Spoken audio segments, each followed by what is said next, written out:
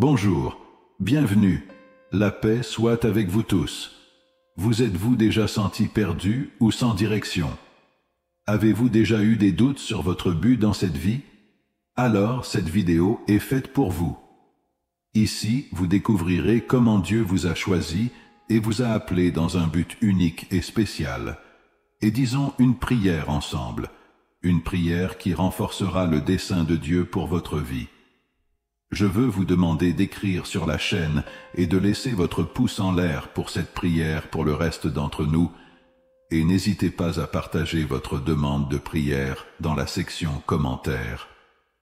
Mes bien-aimés, avez-vous déjà pensé que parmi des milliards de personnes, Dieu vous a choisi? Pas par hasard, pas par un simple désir, mais dans un but particulier que vous seul pouvez réaliser. Parfois, au milieu des luttes quotidiennes et de l'incertitude, nous pouvons nous sentir perdus ou insignifiants. Mais Dieu nous rappelle encore et encore qu'il nous connaît profondément et qu'il nous a appelés par notre nom. Quel est le but unique que Dieu a placé dans votre vie? Peut-être que vous ne le savez pas encore, et ce n'est pas grave. Le plus important est de savoir que vous n'êtes pas le fruit du hasard. Vous faites partie d'un plan divin plus grand que vous ne pouvez l'imaginer. Explorons ensemble ce que signifie être choisi par Dieu, comment cet appel peut transformer votre vie et comment vivre avec confiance et foi. Souvenons-nous de l'une des promesses les plus inspirantes de la Bible, consignée dans Jérémie 29, 11. « Car je connais les projets que j'ai pour vous, déclare le Seigneur, des projets pour vous faire prospérer et non pour vous nuire, des projets pour vous donner de l'espoir et un avenir. » Ces paroles ont été écrites à une époque de grandes difficultés pour le peuple d'Israël, exilé à Babylone. Peut-être que, comme eux, vous faites également face à des défis ou à une période d'incertitude.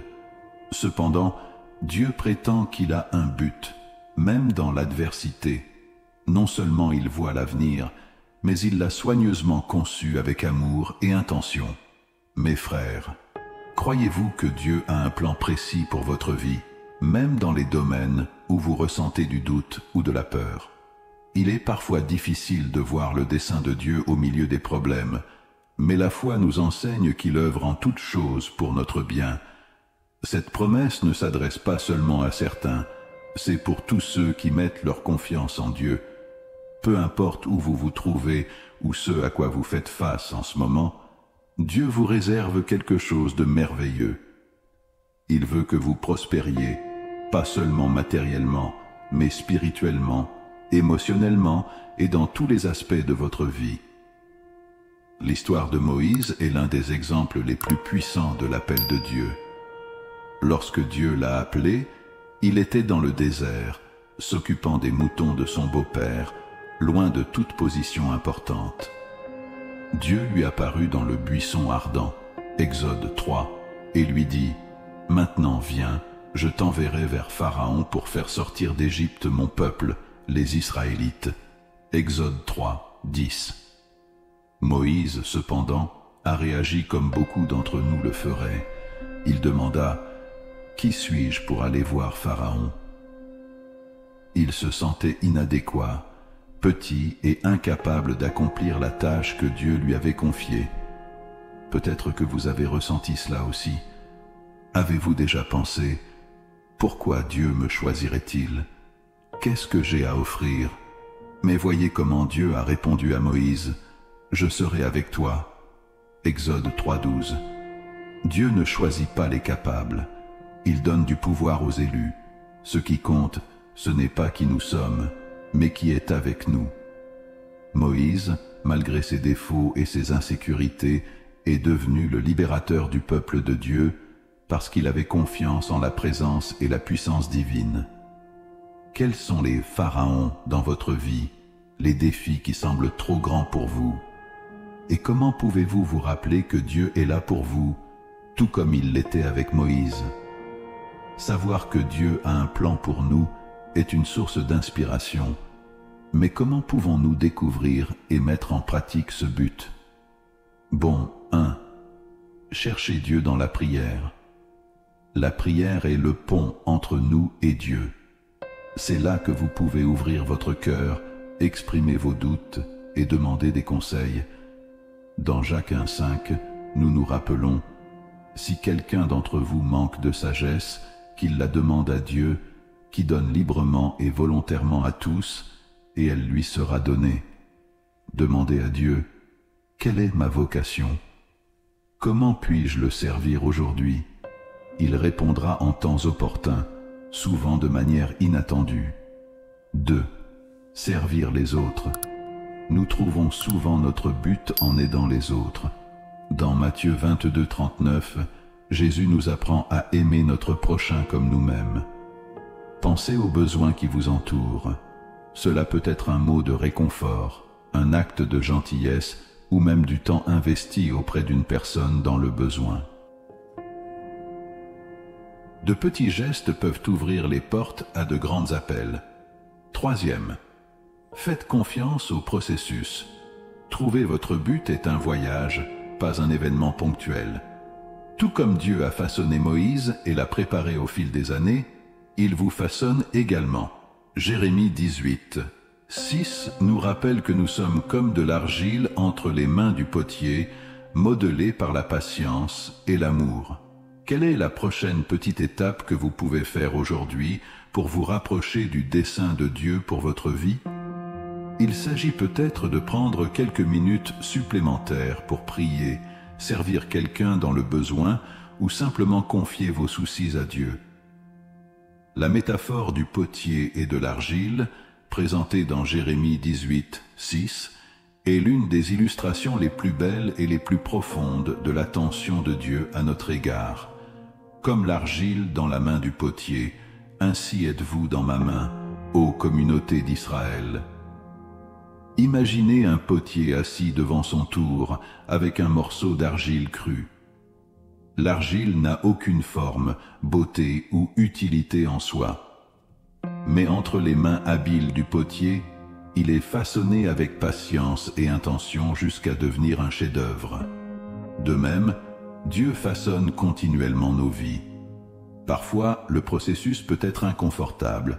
Nous pouvons être confrontés à des défis, à des changements inattendus ou à des temps d'attente. Mais ces moments ne sont pas accidentels. Ils font partie du plan de Dieu visant à nous façonner à son image et au dessein qu'il a pour nous. Il est important de se rappeler que, tout comme le potier peut recommencer si le récipient se brise, Dieu nous restaure également. Il ne nous abandonne pas, même lorsque nous échouons ou nous sentons brisés. Au lieu de cela, il nous refait avec amour, travaillant toujours pour notre bien. Selon vous, quel domaine de votre vie Dieu façonne en ce moment? Y a-t-il quelque chose que vous devez remettre au poteur pour qu'il puisse terminer son travail? Nous vivons à une époque de nombreuses pressions et distractions. Les réseaux sociaux, les attentes de la société et même nos propres insécurités peuvent nous faire douter de l'appel de Dieu dans nos vies. Cependant, Dieu nous rappelle à plusieurs reprises qu'il nous donne la force de persévérer, même dans les moments les plus difficiles. Souvent, la peur d'échouer ou de ne pas atteindre nos objectifs peut nous paralyser. Mais la Bible nous encourage dans Ésaïe 41, 10. N'ayez pas peur, car je suis avec vous. Ne vous inquiétez pas, car je suis votre Dieu. Je te fortifierai et je t'aiderai. Je le tiendrai de ma main droite, victorieuse. Vous n'êtes pas obligés de relever les défis seuls. Dieu est avec vous, vous tient la main et guide chacun de vos pas. La société essaie souvent de nous façonner selon des normes qui ne reflètent pas les valeurs de Dieu. Mais Romains 12, 2 nous appelle à une transformation spirituelle. Ne vous conformez pas au modèle de ce monde, mais laissez-vous transformer par le renouvellement de votre esprit, afin que vous puissiez expérimenter et prouver la volonté bonne, agréable et parfaite de Dieu. La question est, recherchez-vous l'approbation de Dieu ou des autres? Lorsque nous plaçons notre attention sur Dieu, nous trouvons la force et la clarté nécessaires pour suivre son dessein. Dans un monde où tout va si vite, il est courant de se sentir dépassé. Mais Jésus nous invite dans Matthieu 11, 28 à 30. « Venez à moi, vous tous qui êtes fatigués et chargés, et je vous donnerai du repos. » Lorsque nous nous reposons en Dieu, nous trouvons le renouveau pour continuer à marcher dans le but qu'il a pour nous. Quelle difficulté vous empêche de suivre le dessein de Dieu? Comment pouvez-vous lui faire davantage confiance pour les surmonter? N'oubliez pas ceci, vous ne vivez pas par hasard. Dieu vous a choisi, vous a appelé et œuvre dans votre vie, même dans des situations qui semblent difficiles ou dénuées de sens. L'appel de Dieu n'est pas basé sur ce que vous avez fait ou sur ce que vous pensez pouvoir faire. Cela est basé sur son amour inconditionnel et sur le dessein qu'il a écrit pour vous avant même votre naissance. Dans Éphésiens 2, 10, nous nous rappelons, car nous sommes la création de Dieu, créés en Jésus-Christ pour accomplir de bonnes œuvres que Dieu a préparées à l'avance pour que nous les fassions. Vous êtes le chef-d'œuvre de Dieu, façonné dans un but unique. Peu importe ce que le monde dit de vous, ce qui compte, c'est ce que Dieu dit. Vous êtes aimés, fortifiés et appelés à quelque chose de grand. Peut-être que le chemin semble long ou semé d'embûches, mais ayez confiance.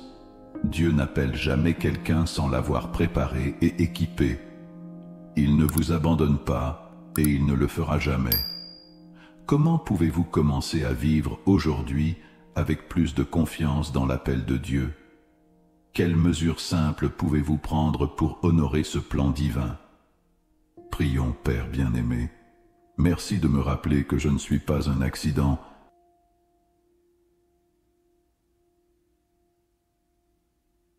Zrenia, mais que je fais partie d'un plan divin conçu par vous. Merci de m'avoir appelé et choisi, même avec mes défauts et mes insécurités. Je sais que le Seigneur me connaît profondément, qu'il me voit à travers mes luttes et pourtant m'aime inconditionnellement. Seigneur, parfois le chemin semble incertain et les défis semblent plus grands que je ne peux supporter. Mais aujourd'hui, je choisis de te faire confiance. Aide-moi à entendre ta voix au milieu du bruit du monde, à marcher par la foi et non par la vue, et à me rappeler que tu es avec moi à chaque pas que je fais. Façonne-moi, comme un potier façonne l'argile. Préparez-moi au but que vous avez pour moi, et donnez-moi le courage de dire oui à votre appel. Donne-moi le pouvoir, Seigneur, afin que je puisse servir les autres, aimer comme Jésus a aimé et vivre une vie qui glorifie ton nom. Je vous abandonne mes doutes, mes peurs et mes angoisses. Puissé-je trouver le repos dans ta présence et la force dans ta promesse. Puissé-je ne jamais oublier que même lorsque je ne peux pas voir, tu travailles pour mon bien. Merci pour votre amour, votre grâce, et de ne jamais m'abandonner. J'accepte ton appel, Père, et j'espère que tu me guideras sur le chemin que tu as préparé. Au nom de Jésus, Amen.